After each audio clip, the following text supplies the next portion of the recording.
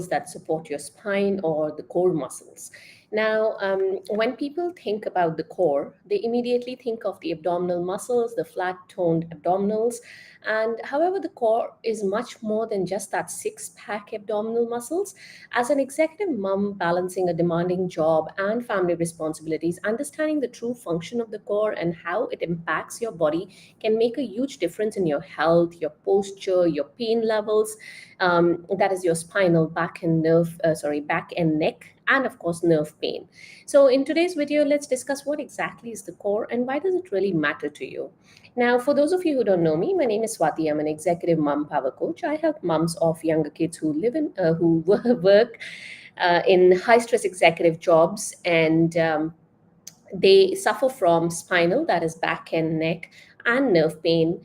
And they also have low energy levels and brain fog or lack of focus or mommy brain, as it's sometimes called. And I help you by giving you simple exercises, some easy lifestyle modifications, some tips and tricks that have helped me in my own pain and adrenal fatigue journey. When I say adrenal fatigue, it has a lot of symptoms. For me, it was mostly lack of energy or low energy levels, and well, lack of focus as well.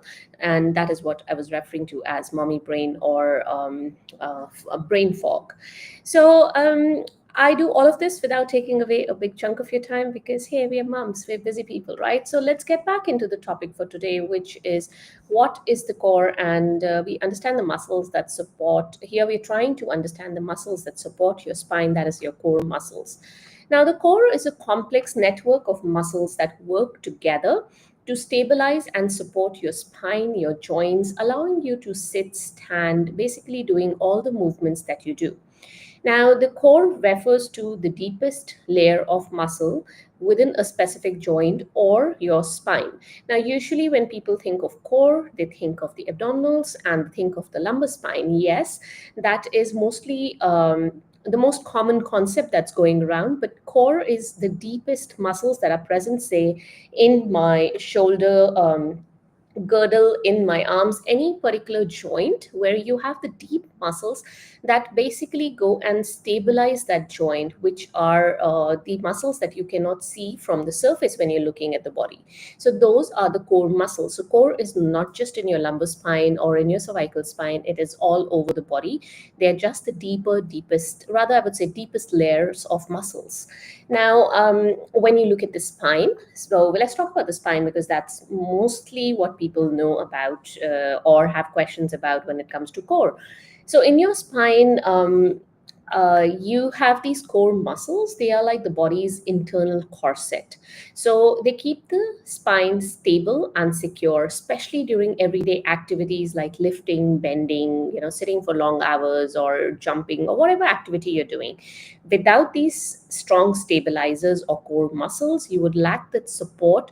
And you would not be able to do movements without spinal, that is back and neck pain. Now, of course, when you have back and neck pain, that can also aggravate your nerve pain. Now, when you look at the lumbar spine, it has a couple of main core muscles. And the lumbar spine, the core, if you have your spine in the middle, the core muscles are sort of wrapped around the spine. So on the top of your core, so it's like a cylinder, really, like a corset or cylinder. So on the top is your diaphragm, that is your biggest muscle of respiration, sitting right under your lungs or the lower part of your ribs. On the bottom is your pelvic floor.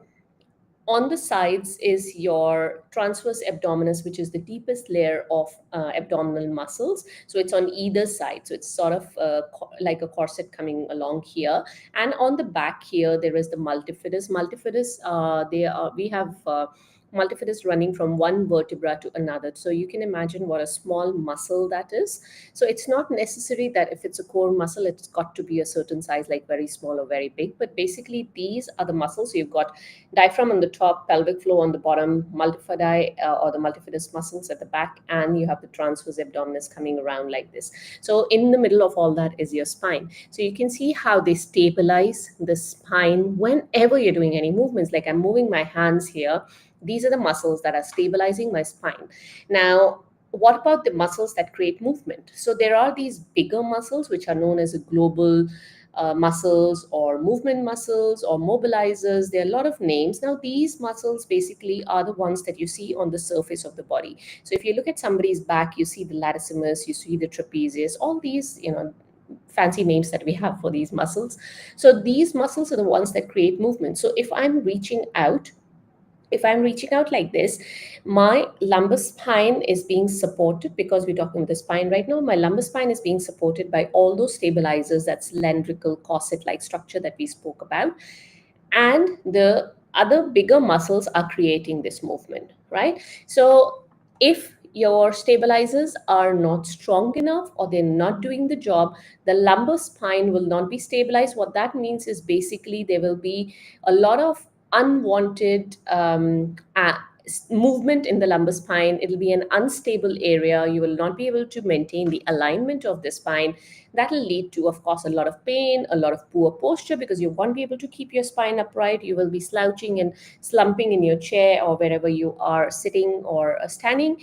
So you see, both the muscles are important. Both the set of muscles are important. The stabilizers for stabilizing the spine, of course, and the mobilizers or the global bigger muscles for doing the movements, as the name suggests. So we need to focus on not just the core or the bigger muscles. You need to focus on both when you're looking at recovering from back pain, or if you're working towards strengthening your back, or any gym workout as well.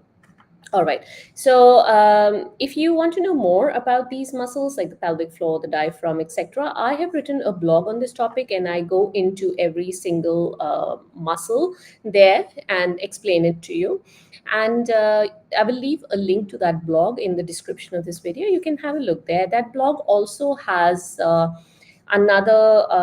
couple of other things, like it has this free guide that talks about, it's a checklist. It's a free checklist of how you can strengthen your core while you're sitting at your desk at work. So it gives you a couple of desk friendly exercises that you can do while you're sitting, so you don't have to take out a big chunk of time out of your already busy schedule. As I said, as moms, we are really busy, so you don't want to do that while you're sitting at your desk. Like while I'm talking to you right now, I can actually do that those exercises that I'm talking about. So it'll be too much to cover in this video, so I've just put it into the blog as a free checklist for you. Have a look there. And of course, it has got other details as well. Now, I'm just looking at my notes in case I have missed anything here. No, I think that's it really. And so that is all I wanted to cover here. Do have a look at that blog. It has a lot of other details, a couple of explanations, free guides, free stuff for you to know more about the core. And another thing I wanted to highlight, actually, which I lightly touched upon, I will just quickly go into this. When your core muscles are not strong, you are not able to stabilize your spine, right? So let's take an example. If you've seen the apple, it's got a core and then it's got the fleshy part. So the core is the part with all that fibrous kind of a part with all the seeds. Now, if that core is not stable, so let's say your apple is rotten and the core is rotten, the fleshy part will not be able to hold on to the shape of the apple for a very long time, right? So the fleshy part is also going to collapse and that apple is going to be totally rotten. So you can say, this is an example. I mean, this is just an analogy that I wanted to give you about your core muscles and your mobilizer muscles, or the bigger muscles. So the core of the apple is similar to the core of your spine, and the fleshy part of the apple is similar to the bigger movement muscles. Of course, it's lots more that goes into it, but this is just a simplified version for you to understand. So if you don't strengthen your core, and you're just working on those bigger muscles, you will tend to keep on getting recurrent back pain, or this will be the beginning of back pain. This could be the beginning of back pain for you.